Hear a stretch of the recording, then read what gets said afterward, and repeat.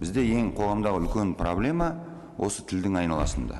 Жаңа барлығыңыз айтып отырсыздар осы заңның маңыздылығын. Келеді, қарапайым айтайын, әлеуметтік желіден бәріңіз көріп жүрсіздер, бір тұтынушы бір жерге келеді, сен маған неге мемлекеттік тілде қызмет көрсетпейсің дейді, содан дау шығады, содан қоғам шулайды. Оның кеселі неде? Бізде ешбір жерде анықталмаған мемлекет, конституциядан басқа жерде мемлекеттік тілдің мәртебесін көтергіміз келмейді біз. Сондықтан заңда нақты жазылу керек. Кез келген Қазақстан аумағындағы орындаушы және сатушы бірінші кезекте мемлекеттік тілде қызмет көрсетуге міндетті деп жазу керек заңға. Менің намысыма тиеді, мысалы, бір жерге барғанда мемлекетім бар, мемлекеттік тілім бар, бірақ мені барған жерде неге өзге тілде қарсы алады? Егер тіліміз жетпей жатса, айтамыз, я 3 тілде, 5 тілде қызмет көрсетсін маған десе. Бірақ Қадыр атамыз айтпақшы, өзге тілдің бәрін біл, өз тіліңді құрметте. Бірінші кезекте мына заңда мемлекеттік тілдің статусын анықтауымыз керек.